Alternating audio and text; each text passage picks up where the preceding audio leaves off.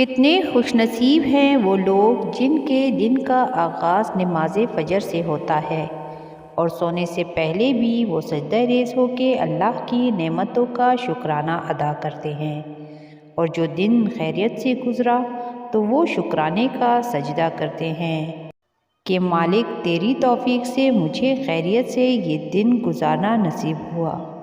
دوستو، اسلام بہت ہی خوبصورت مذہب ہے۔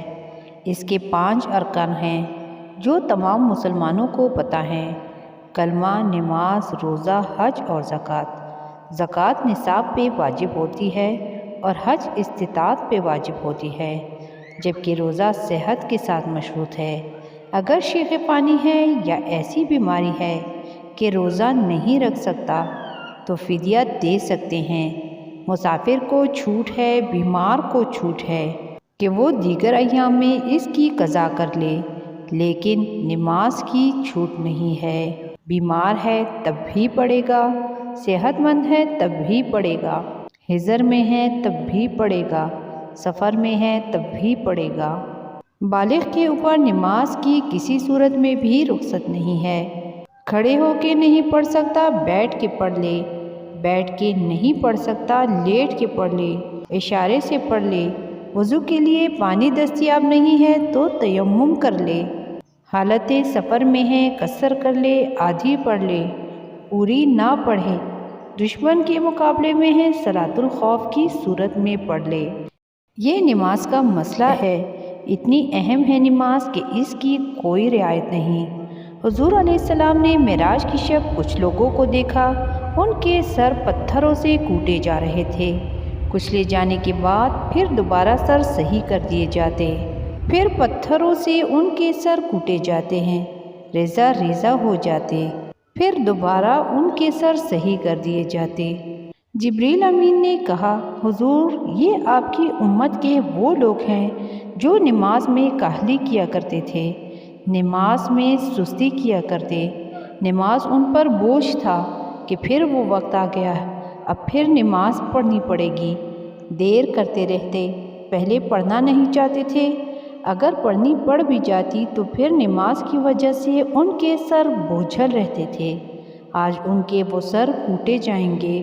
نوجوانوں سے گزارش ہے کہ نماز کی پابندی کریں، ماں باپ کو زور نہ لگانا پڑے، آپ کی منتیں نہ کرنی پڑیں، آپ کو جھڑکنا نہ پڑے۔ جب حی علی الصلاۃ کی آواز آئے تو بستر سے چھلانگ لگا کے اٹھ جاؤ کہ میرے رب کا بلاوا ہے، میرے نام میسج ہے۔ تمہیں جب اذان کی صدا آئے تو خود اٹھ کے مصلی پہ آ کے بیٹھ جاؤ۔ عمر رسیدہ لوگوں سے کہوں گی، طبیعت کی کمزوریوں کے باوجود رب کے بلاوے پر مصلی پہ بیٹھ جاؤ۔ سردیوں میں اکثر ایسا ہوتا ہے کہ اوپر نیچے نمازیں آ رہی ہوتی ہیں، ابھی عصر پڑھ کے گھر پہنچے تو پھر مغرب کی آ گئی، مغرب کر کے پہنچے تو پھر عشاء کی آ گئی، تو کئی لوگ کہتے ہیں ایک تو مولویوں نے حد کر دی ہے، ابھی تو پڑھ کے آئے تھے، تو کیوں شوق نہیں ہے تمہیں؟ ایک نماز کے بعد وہی بیٹھ کے دوسری نماز کے انتظار میں مسجد میں قیام کرنا، اللہ اکبر، فرشتے ناز برداریاں کرتے ہیں۔ مسجد میں صحابہ بیٹھ جاتے، ایک نماز پڑھی اب دوسری پڑھ کے جائیں گے، دوسری پڑھی تیسری پڑھ کے جائیں گے، اور جب نماز کا وقت آتا تو وہ انتظار کرتے جب تک اذان نہ ہو جاتی۔ حضور صلی اللہ علیہ وآلہ وسلم جب حضرت بلال حبشی رضی اللہ عنہ کو اذان کے لیے کہتے تو کہتے، بلال اٹھو، ہمارے دل کو راحت پہنچاؤ۔ سبحان اللہ۔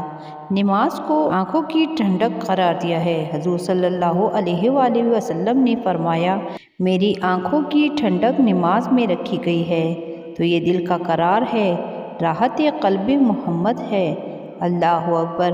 یہ معراج کا تحفہ خاص ہے جو ہمیں نصیب ہوا، تو اس لیے خود بھی نماز کی پابندی کریں اور اپنے گھر والوں اور بچوں کو بھی اس کا پابند کریں۔ اللہ ہم سب کو نماز 5 گانہ پابندی سے ادا کرنے کی توفیق نصیب فرمائے۔